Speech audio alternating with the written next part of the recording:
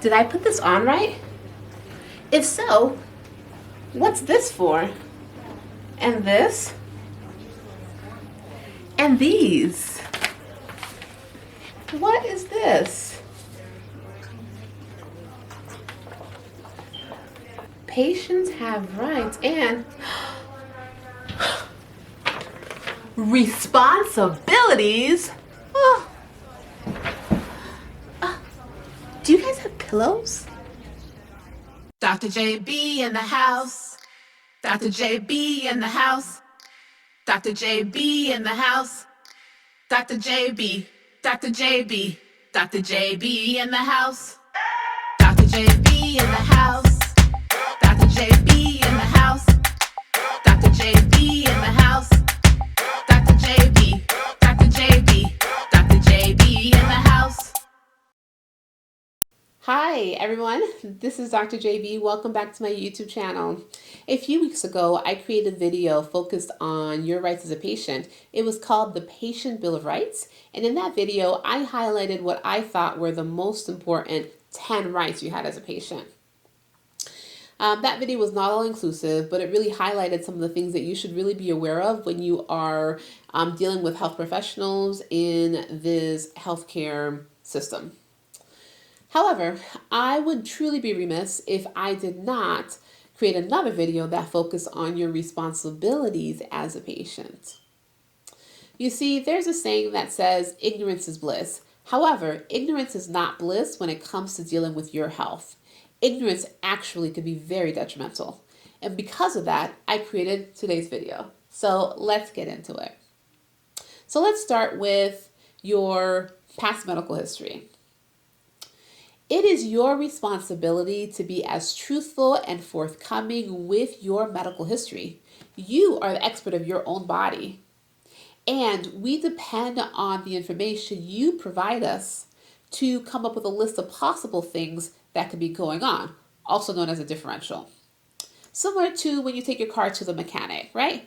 That's your car. You've been driving that car around. You know that car inside and out, right? You know what kind of accidents you've been within that car. You know all sorts of things about your car. The mechanic you're seeing doesn't know your car at all. And so when you start having problems with your car and you bring it to the mechanic, you may say stuff like, when I'm driving down the highway and I get to above 55, my car starts shaking. What's that about?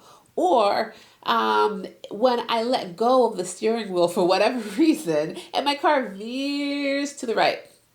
Or when I hit my brakes, I hear a sound. That information is very beneficial to your mechanic because then it helps guide them to what may be going on with your car, what it is that you're so concerned about that you decide to bring your car in to the mechanic to be evaluated. That's the same way it is with healthcare professionals and your doctors. Yes, I did just compare us to mechanics, but it's true. When you come to see us, you are the expert of your body, and we depend on what you say to help guide us in our decision making.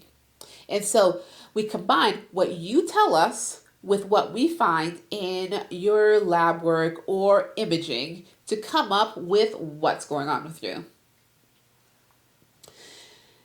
Next, if you haven't seen a healthcare professional in 5, 10, 15, 20 or more years, and we asked, do you have any medical problems? The answer is not no, doc, I don't have any medical problems. The better answer is, I don't know. I've not seen a doctor in 5, 10, 15, 20, 25, or however many years. Giving us that answer will make us remember to highlight any mild abnormality that we see in your blood work, or if we see your blood pressure is a little bit elevated, to take out that extra time to say, these are some of the things that we found that were not completely normal. And when you get reconnected with a primary care doctor, these are the things that we recommend that you discuss with your primary care doctor so that they could go ahead and keep an eye on that for you and help you manage it. When we ask about your medical history and you say, no, I don't have any medical history, and then we ask about your medications and you say, yeah, doc, I take a bag full of medications. Guess what? You have a bag full of medical problems. The one caveat to that is if you have a bag full of vitamins. If you take vitamins, you don't have any medical problems, most likely. But if you have a bag full of medications, and those medications include medicines for blood pressure, for diabetes, for cholesterol, you have high blood pressure, you have diabetes, and you have cholesterol, to name a few.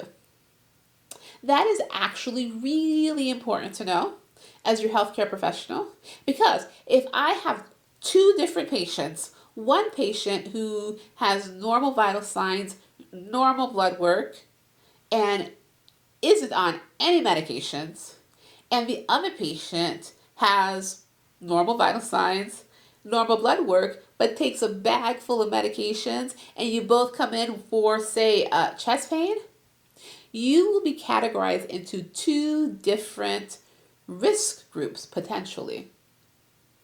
Because simply by having these, we call them comorbidities or medical problems, even if they're controlled, that still puts you at risk for diseases.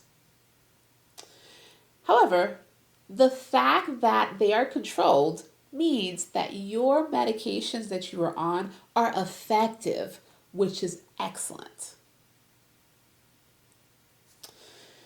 When we ask about your allergies, 9 times out of 10, we're asking about drug allergies, not seasonal allergies. We want to know about any particular medications you've been exposed to in the past that didn't sit well with you, that caused you to have difficulty breathing, caused you to have swelling in your tongue, your lips, caused you to have a diffuse body rash, anything serious like that. We need to know it so that we do not give you those medications. When we ask about recreational drug usage, we're not the police.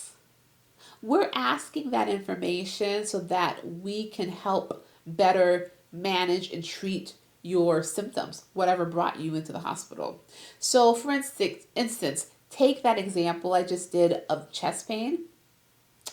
If you come to the hospital and you complain that you've been having chest pain, but a few hours before your symptoms started, you snorted cocaine, that puts you in a different category of people because cocaine increases your chances of developing heart disease. If you snorted cocaine, come in with chest pain, but did not let us know that you snorted cocaine, there are certain medications that I could order for you as a patient that could actually be very detrimental to your health, which is all the more reason why it's important to be truthful and forthcoming about everything, including any recreational drugs you may have used. Again, we are not the police. We ask these questions about drinking and drugs and smoking so that we can get a better understanding of your full picture. It is your responsibility to abide by your treatment plan when a treatment plan is created. Oftentimes, these treatment plans are created together with you. Your doctor comes and says, that we found X, Y, Z, and these are things that we recommend. And in that moment, that is when you would be able to get any clarifications, have the doctor answer any questions you have about your treatment plans, and agree to your treatment plan or disagree to your treatment plan. And if you disagree, then at that point, the doctors could come up with, alternative treatment plans for you, depending on the reasons why you may not be in agreement with it. When you and your doctor decide on a specific treatment plan, it is your responsibility to abide by that treatment plan. And during that course of you abiding by said treatment plan, say you get a new medication that you're taking, if you start experiencing any reactions to that medication, it makes you feel a little funny or whatnot, but you're not having a severe allergic reaction to that medicine, then it is your responsibility to get in touch with your doctor who prescribed that medicine and let them know what you're experiencing. And then again, together with your doctor, you guys can come up with alternative plans. But if your doctor is never aware of what's going on, then they will not know how to help or how to intervene with whatever it is you may be experiencing. When it comes to your bills, yeah, it's your responsibility to pay your bills. That's obvious, right?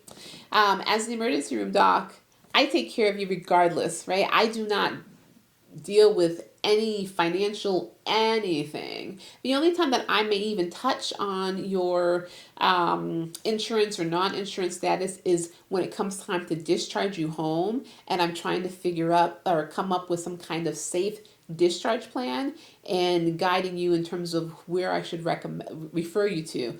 Whether I should refer you to one of the local free or sliding scale clinics or not. For me as an ED doc, that's the only time I really focus on your insurance or health benefits.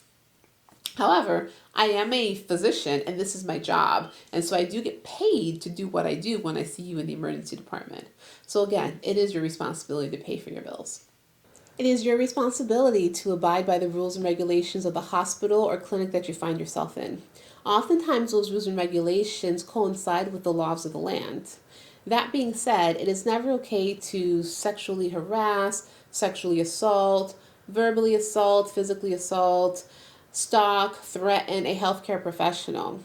If you do engage in such activities, you may be subject to the same legal proceedings that anyone outside of the healthcare arena would also be subject to.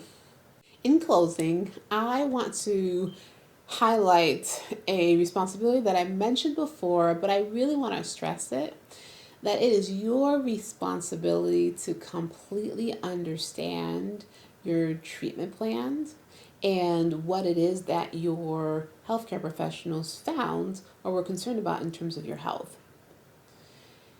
If you do not understand it, then ask questions. Ask questions, ask questions, ask questions, ask questions, ask questions. It is your healthcare professional's responsibility to answer all of your questions.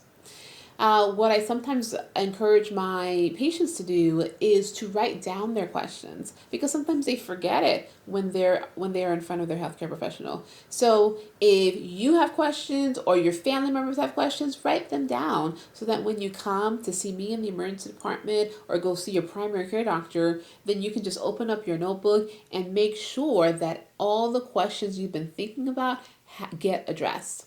Because that is your healthcare professional's responsibility to address your questions, but you have to ask your questions and then also make sure you understand the answers. Well, we're done. I hope you enjoyed today's video. I hope you found it informational. And now I hope combining this video with the video about your Bill of Rights, you have a very good understanding of your rights and your responsibilities in terms of being a patient. So if you like today's video, show me by hitting that like button. And if you haven't subscribed, of course, I'd love for you to subscribe to my YouTube channel. I'd love for you to share this video with anybody you think could benefit from this video and others that are on my channel. And I'd like for you to hit that bell button. If you don't remember what that bell button looks like, it looks something like this, so that you can be notified of future videos when they get released. All right, that's all I have for you. Until we meet again, stay safe. Got nothing else to tell. Subscribe and hit the bell. Smash that like button. Dash and stop frontin'. Until we meet again, yeah, share it with a friend. Dr. JB is my name and medicine is my game.